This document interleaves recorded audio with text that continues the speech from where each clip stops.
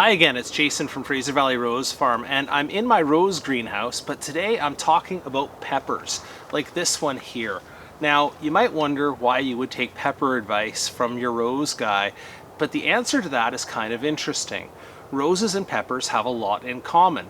They are both perennial shrubs, and the main difference between the way you would treat them in the winter is their hardiness level, is that roses will accept a much lower temperature than the peppers. But basically, other than that, the way that I cut back a rose like this and turn it into a framework to build towards fruiting and flowering for next year is exactly the same way that you would treat a pepper, and you would get excellent results on the pepper because peppers generally take a long time to wind up. If you grow them from seed, it can take 120, 160 days before you're getting anything off of your pepper plant. But if you were able to overwinter it, it's able to resume its growth early as soon as it comes out of dormancy and head towards flowering and fruiting, and you'll get fruit much quicker in the season and much more abundantly if you do it that way. Let me show you how. Here's a couple of examples of roses that I've already cut back, and you can see I'll be following exactly the same template. Just an wide open shrub with not a lot of foliage left on the inside to attract mold or fungus over the winter and to just sort of stave off that rot. But what you'll also see here is that there's lots and lots of places, the nodes, for the plant to resume the growth in the spring. So once it comes out of dormancy, there's lots of spots for the buds to emerge, and I'll be leaving that on the pepper as well. Here you can see that this pepper branched really nicely down low, and I buried it a bit deep into the pot, which is just fine. I'll be stripping off those lower stems right now, and I'll show you how to do that. But I got a lot of productivity off of those lower stems this year. And this is a pepper called Armageddon, a very hot pepper coming out of Britain. But the area I'll be focusing on and leaving here, and I'll just set up the tripod in a second and show you the cuts that I make. This center stem here is probably what I'll be leaving intact. You can see there it's got a couple of branches at the top there that I'll just trim to 1 or 2 nodes, and that will leave me a dormant shrub that can come out of dormancy early next spring and resume growth. While I make these cuts, let's talk about timing, temperature, and light.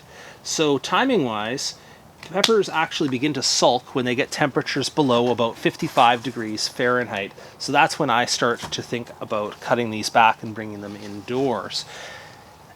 Temperatures wise, I mentioned roses are very similar, but the temperatures are quite different.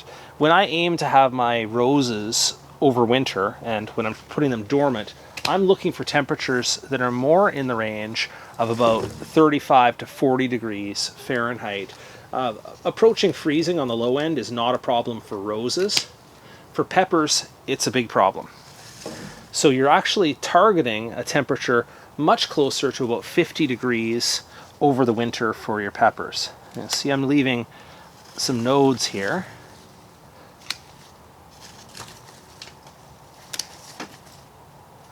And that'll do. Now at those temperatures, as I say, for roses it's more like 35 to 40 degrees, and for peppers it's more like 50 degrees Fahrenheit. What you'll end up with is a plant that goes into semi-dormancy. And by semi-dormancy I mean it will not be putting on a ton of active growth, and it will actually just kind of hold in this condition, or nearly so, over the cold period. Now I like that sort of semi-dormant, both for roses and for peppers. The reason I like it so much is because pest concerns are much lower when a plant isn't trying to actively grow. So some people might think the best thing for this, and for roses, is to take them inside and put them under artificial light and give them high temperatures and continue to keep them in active growth. But I find that the indoor conditions are not great for both roses and peppers. In that time, it's really hard to keep both light levels, air circulation, and the pest levels. Pests tend to be a concern. When I mentioned overwintering peppers to my local pepper guy, he said, "I've got one word for you, Jason, aphids," and I believe him. So, I find that if you keep them near the lower end of their dormant range, then they'll actually stay like this, more stable, but they'll suffer a lot less from pests and so on. Well, that's an awful lot of foliage that's come off, but also quite a few peppers. And I'll be pulling those off, whether green or orange at this point, because I'm proceeding towards some much lower temperatures out here in the greenhouse, and this I will put inside in the house. Let me show you the position that I've chosen for it, and then we can talk a little more about artificial light or the need for it as plants go into dormancy. Here it is in my downstairs room, the one that I use during the summer for propagation. Most of these plants are just finishing up, and so I'll be moving them out to the greenhouse. I'll be moving the tropicals upstairs, and then all that will be left down here is the peppers and some of the tender perennials that I keep that like to have the temperatures a little bit higher.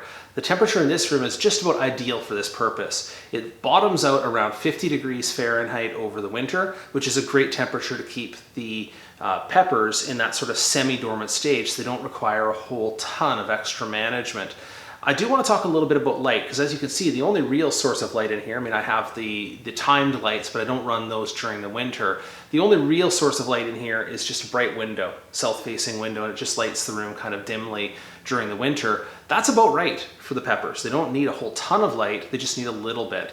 So people ask me the same question about roses. If I'm putting them into sort of low temperatures, 3-4 degrees, do they need some light? Well, the answer is, again, quite minimal. They're not doing a lot of growing.